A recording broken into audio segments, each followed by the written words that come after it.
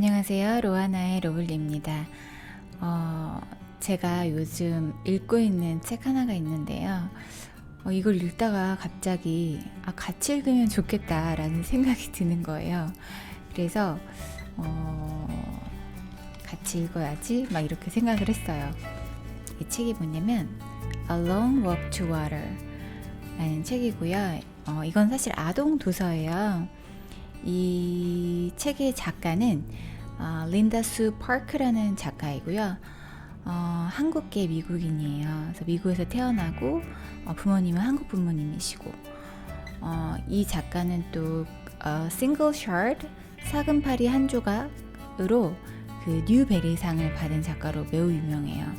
그 뉴베리상은 잠깐 설명드리면 그 미국에서 한 해 동안 가장 뛰어난 아동 도서를 쓴 작가에게 주는 뭔가 그 아동 도서계 노벨상 이런 거 같은 거라고 해요.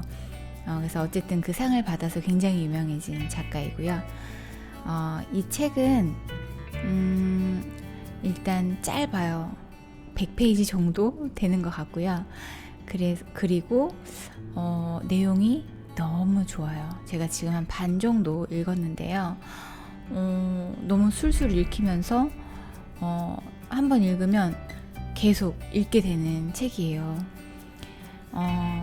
아동 도서는 어느 연령대가 읽어도 참 좋은 것 같아요. 제가 작년에는 원더스라는 책을 읽었는데 그 책도 정말 편하게 읽으려고 읽었는데 너무나 좋았고요. 그래서 가끔씩 아동 책을 읽으면 너무 좋겠다라는 생각을 했어요. 그리고 또 지금 코로나 바이러스로 인해서 아이들이나 어른들이나 이제 밖에 잘 못 나가고 거의 집에 있잖아요. 그러니까 이 시간대에 같이 책을 읽으면 어떨까라는 생각도 들었고, 그리고 왜 엄마들이 아이들한테 책 읽어주잖아요. 엄마 또는 아빠들이 이렇게 아이들 자기 전에 침대에서 같이 책 읽어주잖아요. 근데 요즘엔 또 엄마들도 또 일을 많이 하시고 바쁘시니까 못 읽어줄 때는 또 제 거를 대신 들려드릴 수 있고, 그리고 또 어른들도 잠이 안 올 때 또 자기 전에 그냥 이렇게 편안하게 들으면 어떠실까. 그래서 플러스 영어도 향상될 수 있지 않을까라는 생각을 했어요. 이 책의 문장들이 너무 좋고 그리고 어렵지가 않아요. 그래서 누구나 읽어도 너무 좋겠다. 그리고 또 정말 감동과 또 아픔과 또 도전과 정말 여러 가지 생각을 하게 되는 책인 것 같아요. 그래서 이 책 정말 얇거든요. 그러니까 구입하셔서 저랑 같이 읽으면 좋을 것 같아요. 그러면 오늘은 제가 챕터 1을 읽어볼게요.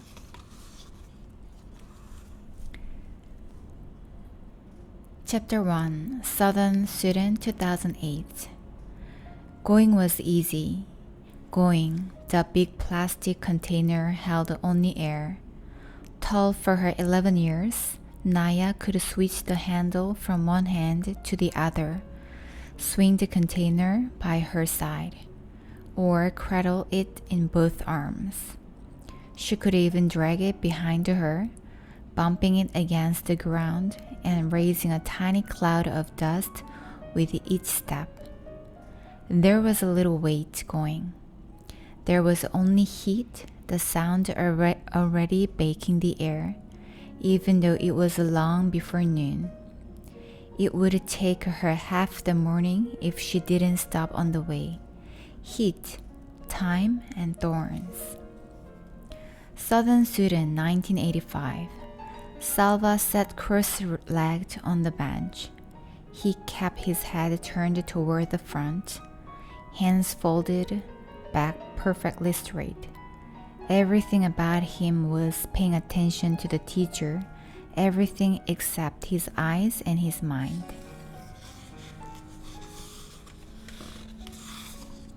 His eyes kept flicking toward the window, through which he could see the road home. Just a little while longer, a few minutes more, and he would be walking on that road.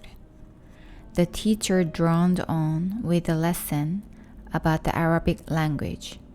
Salva spoke the language of his Dinka tribe at home. But in school, he learned Arabic, the official language of the Sudanese government far away to the north. 11 years old on his last birthday, Salva was a good student. He already knew the lesson, which was why he was letting his mind wander down the road ahead of his body. Salva was well aware of how lucky he was to be able to go to school. He could not attend the entire year because during the dry season, his family moved away from their village. But during the rainy season, he could walk to the school, which was only half an hour from his home. Salva's father was a successful man. He owned many head of cattle and worked as their village's judge, an honored, respected position. Salva had 3 brothers and 2 sisters. As each boy reached the age of about 10 years, he was sent off to school. Salva's older brothers, Erika and Ring, had gone to school before him. Last year, it had been Salva's turn. His 2 sisters, Akit, Agneth, did not go to school. Like the other girls in the village, they stayed home and learned from their mother how to keep house. Most of the time, Salva was glad to be able to go to school, but some days he wished he were still back at home herding cattle. He and his brothers, along with the sons of his father's other wives, would walk with the herds to the water holes where there was good grazing. Their responsibilities depended on how old they were. Salva's younger brother, Cole, was taking care of just 1 cow, like his brothers before him. He would be in charge of more cows every year. Before Salva had begun going to school, he had helped to look after the entire herd and his younger brother as well. The boys had to keep an eye on cows, but the cows did not really need much care. That left plenty of time to play. Salva and the other boys made cows out of clay. The more cows you made, the richer you were. But they had to be fine, healthy animals. It took time to a lump of clay look like a good cow. The boys would challenge each other to see who could make the most and best cows. Other times, they would practice with their bows and arrows, shooting at small animals or birds. They weren't very good at this yet, but once in a while, they got lucky. Those were the best days when one of them managed to kill a ground squirrel or a rabbit, or guinea hen, or a grouse. The boys' aimless play halted, and there was suddenly a lot of work to do. Some of them gathered wood to build a fire. Others helped clean and dress the animal, then they roasted it on the fire. None of this took place quietly. Salva had his own opinion of how the fire should be built and how long the meat needed to cook, and so did each of the others. The fire needs to be bigger. It won't last long enough. We need more wood. No, it's big enough already. Quick, turn it over before it's ruined. The juices dripped and sizzled. A delicious smell filled the air. Finally, they couldn't wait 1 second longer. There was only enough for each boy to have a few bites, but oh, how delicious those bites were. Salva swallowed and turned his eyes back toward the teacher. He wished he hadn't recalled those times because the memories made him hungry. Milk. When he got home, he would have a bowl of fresh milk, which would keep his belly full until supper time.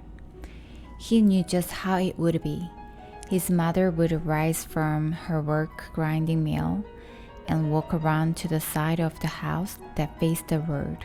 She would shade her eyes with one hand, searching for him. From far off, he would see her bright orange headscarf, and he would raise his arm in greeting. By the time he reached the house, she would have gone inside to get his bowl of milk ready for him. Crack! The noise has come from outside. Was it a gunfire or just a car backfiring? The teacher stopped talking for a moment. Every head in the room turned toward the window. Nothing. Silence. The teacher cleared his throat, which drew the boys' attention to the front of the room again. He continued the lesson from where he had left off. Then, crack, pop, pop, crack, ack, ack, ack, ack, ack, gunfire. Everyone down, the teacher shouted.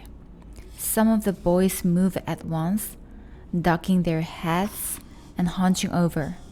Others sat frozen, their eyes and mouths open wide. Salva covered his head with his hands and looked from side to side in panic. The teacher edged his way along the wall to the window. He took a quick peek outside. The gunfire had stopped, but now people were shouting and running. Go quickly, all of you, the teacher said, his voice low and urgent. Into the bush. Do you hear me? Not home.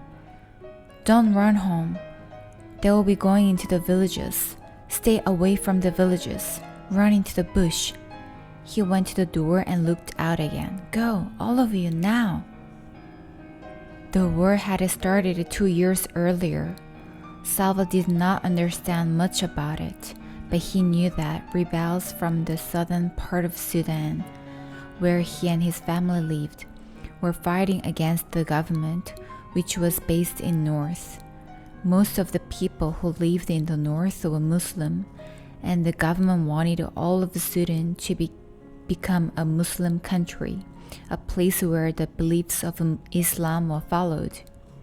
But the people in the south were of different religions and did not want to be forced to practice Islam. They began fighting for independence from the north.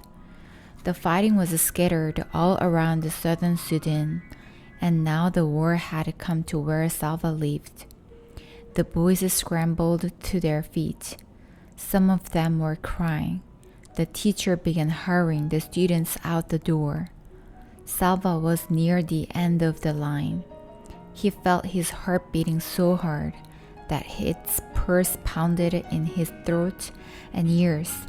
He wanted to shout, I need to go home. I must go home. But the words were blocked by the wild thumping in his throat. When he got to the door, he looked out. Everyone was running, men, children, women, carrying babies. The air was full of dust that had been kicked up by all those running feet.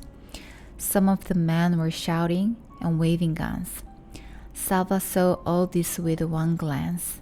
Then he was running too, running as hard as he could, into the bush, away from home.